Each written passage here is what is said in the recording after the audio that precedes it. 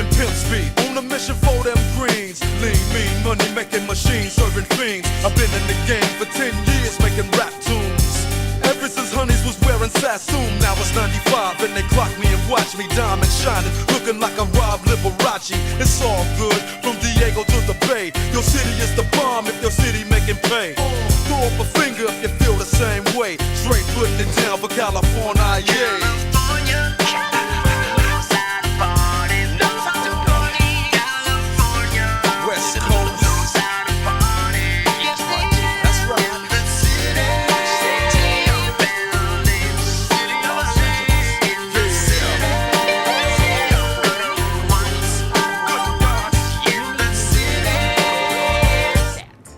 Gives 3 times more.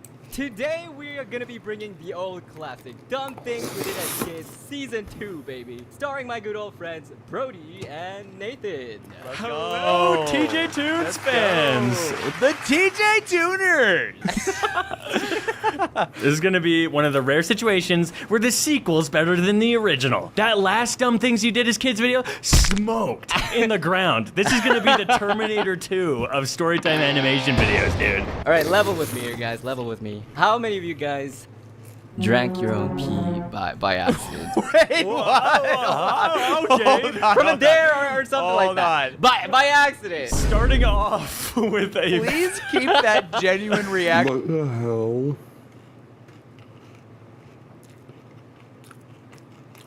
What?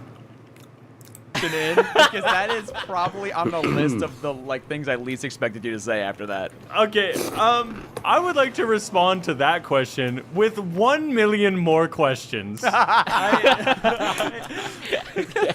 You know how when you wake up in the middle of the night and you're just really, really thirsty? No, what the f? No, what? No, Wait, no, just, no hey, to where this is hear going me out. at Okay, all. just listen. So naturally, you go out your room to look for that sweet, cold, refreshing gulp of water to help you go back to sleep. So I get out of the room, right? And I head over to my dad's room to ask if he had some water. But then he was too busy watching this K-drama show on the TV. So I looked around in his dim, dingy room and saw a bunch of Coca-Cola bottles lying around the corner. And when I saw that, I was like, oh, something to drink. Okay, finally. Yeah, I was thirsty. So I go over there, right? I grab the bottle. It's strangely warm. What the heck? So I open it. Like, what the heck? What are you doing? I'm just like, I was thirsty. Ew, dude, what the frick? Oh my god. If you've never tasted pee before, it is vile. Yeah, it's almost like we're not supposed to drink it. You know? Yeah, it's almost like it's waste that you're trying to get out. Hey, Bear Grylls would say otherwise, you know? But I don't know. I don't know if my dad was lazy or had a medical condition or something, but he apparently used to pee inside bottles a lot. Wow. Yeah, that was gonna be my follow-up. I was like, you just have those suckers laying around just for later, I guess? I don't think we're gonna be able to top that. I thought I had some good stories, but like you opened with a bombshell, dude. That's crazy. Yeah, that's insane. Hey, are you still looking for that absolute perfect gift for the holiday season? Well, look no further, because Raycon's Essential Open Earbuds has got you covered. Holiday season, Raycon is offering a whopping 20% off all their products, and they're selling out fast. For sponsoring this video, now back to the story. Back when I was younger, me and my brother obviously would ride on the bus to school, and I went to a private Christian school. So, you know, I'm a good boy. I'm raised right. My parents are raising me good. But one day we're driving home from school, and obviously the bus is dropping off kids to their houses. At one point we drop off my friend, who's still my friend, by the way. I still know her. The bus driver drops her off, and I don't know if have you guys ever seen a hand turkey? You ever make a hand turkey when you're growing up? in second grade? Yeah. So I did that, but I made the middle finger way bigger. I'm maybe 7 years old. I don't even know how I knew what that meant. But I remember my brother was in the seat behind me, and there's a little crevice right by the window, where you can look back and see the person behind you. And I'm like, yo, Justin, look.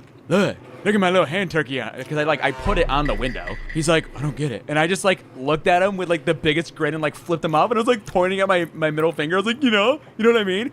Right as like the girl's mom is like picking her up, and she just looks through the window like 6-year-old Nathan, whatever, flipping off my brother, and she looks at me and mouths, I saw that, and I was terrified. I was like, she go tell my mama, oh no. Your child is a bad influence to my child. Stay far away from her. Dude, I don't even know what came over me, but I was just like, I had to show my brother like what the joke was. Like, you got to understand the bit. The middle finger is bigger. When I was a kid, I mentioned this in my video, but our school had no nice soccer balls except for one. And then we lost it on the roof. So we just had no soccer balls. Like, they were all deflated and stuff. So me and my friends had the brilliant idea. Guys, let's just do it with a basketball. It's a ball. You can kick it. This is basically the same thing. So I was in the position of being goalie. No. So we were playing, and Brock just kicks the basketball full force right into my face. Instant crunch and nose bleeding. And like the good sibling he is, he flees from the crime scene. What? He just runs. And my friends are like, Brody, you're okay? And I'm like bleeding everywhere. And I'm like, no, oh my God. And this was just after school, so I had to like limp home, and Brock's just like hiding out somewhere. I don't know where he went. I told my mom what happened, and she was like, why? And I just didn't have an answer for it. I was like, well, we wanted to play soccer. So I used to go to church that my dad built in the Philippines just to check up on things, you know, how the pastor there was doing. And the church owned a dog. I think he was like a medium-sized dog. So we go there one Sunday, and after Sunday, you know, we have like the little meals and food. I was eating my food, and then I go find a dog, and the dog was eating something of his own, but I couldn't make out what it was. So I got curious. So I kind of got closer and closer, and this dog, he was like drooling really weird and acting really weird. He's like a little irritated, and I just wanted to know what he was eating, you know. So I push him with my foot, just a gentle tap, and then like literally within 0.5 seconds, like he just growls and does the quickest bite. Ooh, just like on the spot, like really fast, and it punctured like a wound. Like into my ankle. Yeah, and it started bleeding. Like, I didn't know what to do. I was like just shocked because it happened so fast. As we were driving back home, I pulled up my socks so my parents wouldn't see. Like, I was scared that they would like scold me or beat me. For getting mauled? Yeah, so I hid it for like the entire day, and then I didn't say a word. And then later, my mom like looked at me and was seeing something wrong. She asked me what's wrong, and I'm like, I'm sorry, Mom, I'm sorry. I got bit by a dog. And I don't know if you guys know, but in the Philippines, almost 80% or more are like street dogs. They're like pretty diseased. Oh my God. Yeah, there was a huge risk for rabies, and my mom was like going ballistic. She's like, oh my gosh, why are you telling us now? Valid crash out. We rushed to the hospital like in lightning speed, and then the doctor like treated me with like vaccines for rabies. And the scariest part about this, like kind of like the crazy part, is after 2 weeks of me getting vaccines, the pastor called us up and said the dog died. And that's a clear sign of rabies for a dog. You got bit by a rabid dog? Yeah. Holy, dude. So like when we were kids, I mean, my parents' house still has this, but like we used to share part of our backyard with like our neighbors. Like our neighbors' like driveway and their little basketball court was like right in our little like play area. And like there was always this dog in like the little basketball court of our neighbor's house. It was like this big black dog, and he was always so angry seeing us. I guess he just hated joy. Little kids like, I don't know, throwing a ball around. He couldn't handle it. One day we're running around, and like I guess the dog somehow got loose and started chasing me and my brother in circles. Oh my God. We used to have this giant bush in that backyard. It's probably chopped down by now, but we're running around this bush, and this dog's chasing after us. My brother shoves me out of the way like a freaking war film and sacrifices himself, and the dog bites right on his butt cheek. Like, right on it. Then the owner grabbed his dog, and I just remember like we all had to check like Justin's cheek and a little bite marks in it, you know?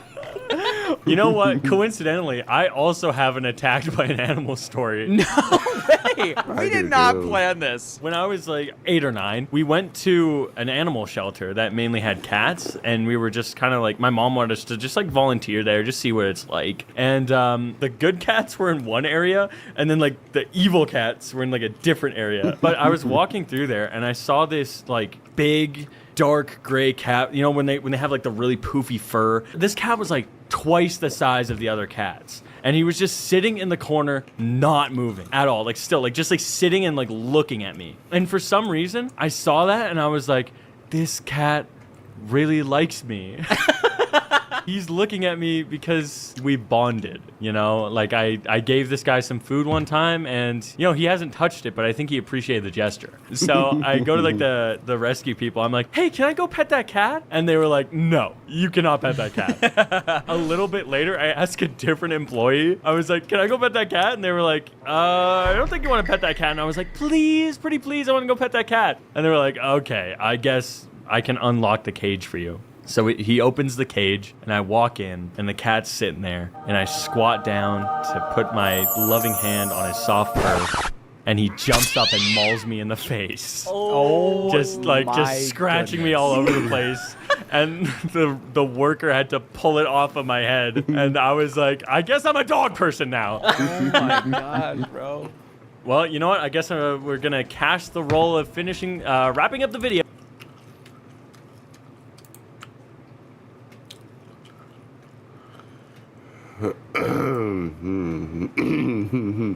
Yeah.